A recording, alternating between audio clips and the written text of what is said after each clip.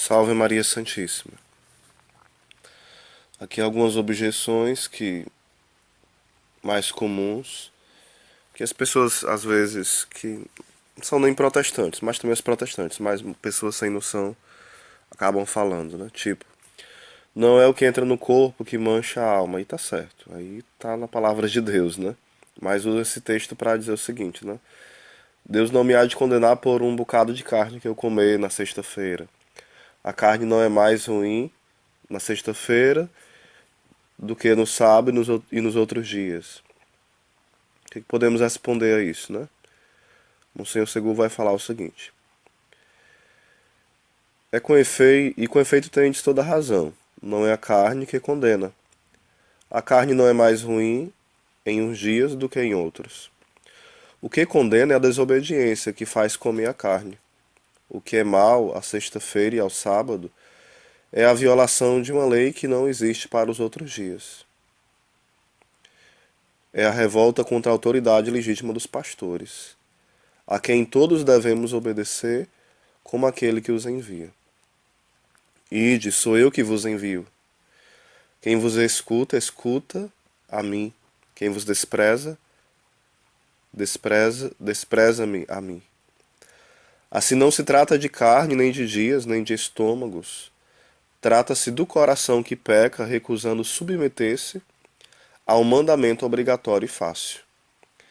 Além do grande e geral motivo de observar todas as leis da Igreja, podemos acrescentar que estas leis não são feitas ao acaso ou por capricho, mas fundadas em prudentes e importantíssimas razões. A lei da abstinência, cuja aplicação, bem todas as semanas, é destinada a trazer continuamente à memória dos cristãos a paixão, os sofrimentos e a morte do seu Salvador, bem como a necessidade da penitência. Ela é a prática pública da penitência dos cristãos. Só o homem superficial e ignorante pode olhar essa instituição como inútil. Não se faz conceito, na prática, de quanto esta única abstinência à sexta-feira e ao sábado impede a alma de sair das ideias religiosas. Aqui, porque também existe uma prática, né, do jejum, existe uma prática do jejum no sábado e alguns ainda praticam o jejum em especial no sábado. Mas a orientação geral da igreja é toda sexta-feira e de forma bem mais plena essa observação na sexta-feira santa, como nos manda o quarto mandamento da igreja. Mas a igreja nos orienta no seu Código de Direito Canônico a fazer essa abstinência de carne e esse jejum em todas as sextas-feiras, com exceção das em datas que caem solenidades, o período pascal, né? Aí há algumas pequenas mudanças. Continuando. As leis da igreja, ainda que obrigando sob pena de pecado, estão longe de serem duras e tirânicas. A igreja é mãe e não senhora imperiosa. Basta que por um momento grave e legítimo não possais guardar essa abstinência, para que por isso mesmo seja dispensado. Ou seja, existe esse mandamento, mas se porventura por algum motivo de doença ou algum motivo grave não puder ser feito, a igreja, como essa mãe e mestra, ela não vai dizer e nem vai colocar como incorrendo em pecado quem não cumprir, se não tem condições de cumprir, né? Condições reais de cumprir. A igreja quer fazer-vos bem e não o mal. Ela quer fazer-vos expiar os vossos pecados e não tornar-vos doente. A enfermidade, a fraqueza de temperamento, a fadiga de um pesado trabalho habitual, a extrema pobreza, a grande dificuldade de encontrar alimentos, são outros tantos motivos que dispensam essa abstinência. Para cada qual, se não iludir a si mesmo, sempre é todavia conveniente consultar o seu pároco, ou confessor, como intérprete da lei. Esta observação, que abrange todas as leis da Igreja, mostra quanto é prudente e moderada a autoridade que as promulga. Respeitemo-la, pois do fundo do nosso coração deixemos rir os que nada disto entendem, e cumpramos sem murmurar os mandamentos tão simples, tão prudentes e tão úteis às nossas almas. Então aqui é um pouquinho acerca desse questionamento, né? Algo que é tão banalizado hoje, até dentro de ambientes religiosos, isso não praticamente não é observado, infelizmente, né? Rezemos. Outra afirmação boba que vão falando. Deus não carece das minhas rogativas. Ele bem sabe que me é necessário sem que eu lhe peça. Ou seja, a pessoa dá uma desculpa dessa para não rezar. Sim, de certo ele bem o sabe, mas vós é que inteiramente claudicais em concluir daí que podeis dispensar-vos de fazer oração. Deus não carece das vossas preces, dos vossos rogos. As vossas homenagens em nada alteram a sua imutável bem-aventurança. Ou seja, Deus não é mais ou menos feliz porque nós rezamos. Deus sempre é Deus. Porém, exige de vós essas homenagens, essas adorações, essas ações de graças, essas orações, porque como sois criatura sua e seu filho, de rigorosa justiça las deveis, ou seja, é um dever nosso e é uma graça nos colocarmos diante de Deus, né? Ele tem direito ao emprego do vosso pensamento, de que é autor. Quer que o dirijais para a sua divina majestade. Tem igualmente direito ao amor desse coração que vos dera, e quer que, mediante o amor, livremente lo ofereçais. Deus tem conhecimento de todas as vossas necessidades. Também é verdade.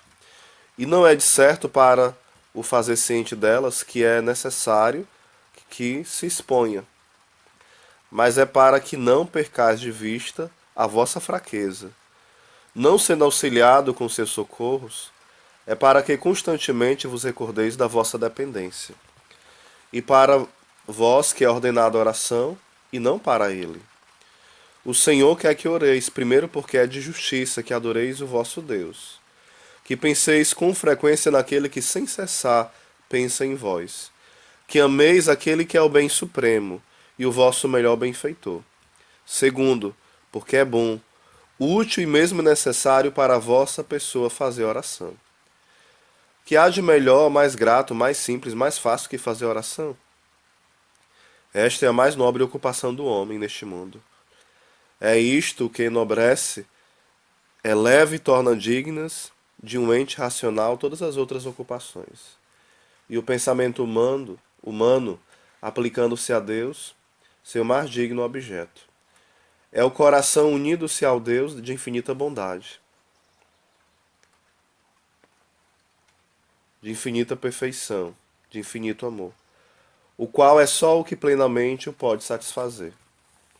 É o filho que fala ao seu amado pai.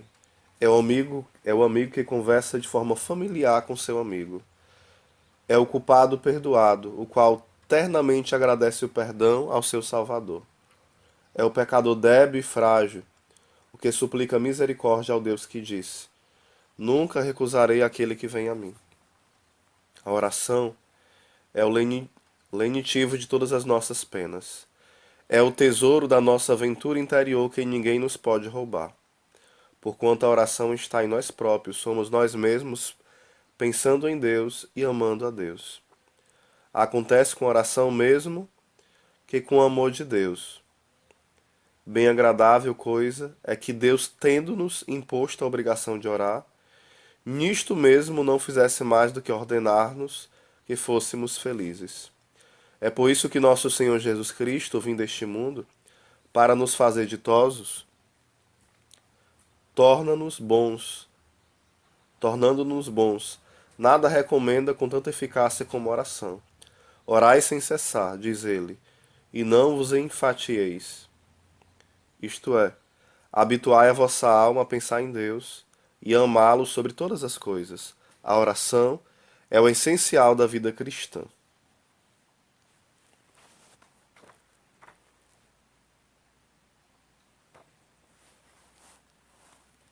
Então aqui é um pouquinho, né, de tantas objeções que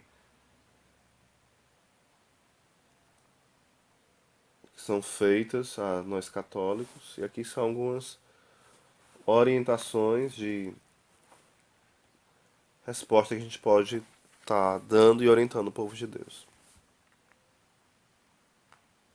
Outra coisa que, infelizmente, vivemos uma crise, né, interna na igreja hoje, a decadência de tantos padres.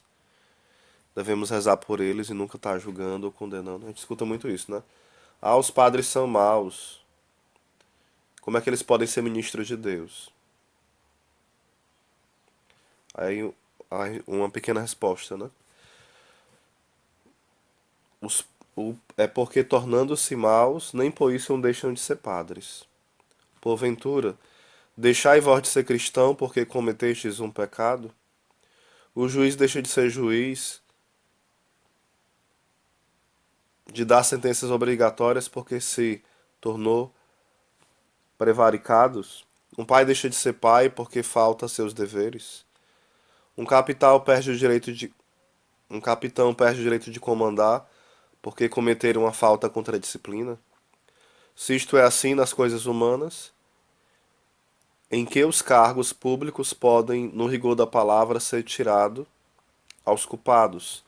Quanto mais estável, mais inalienável ainda não deve ser, nas coisas divinas, esses caráteres sagrados do sacerdócio sobre a vida dos fiéis.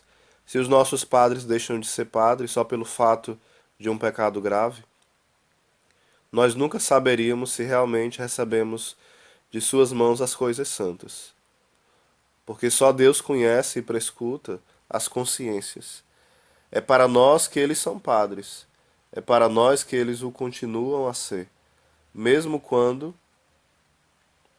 duvidam da sua própria grandeza, ou seja, mesmo quando eles não reconhecem o próprio mistério que eles são.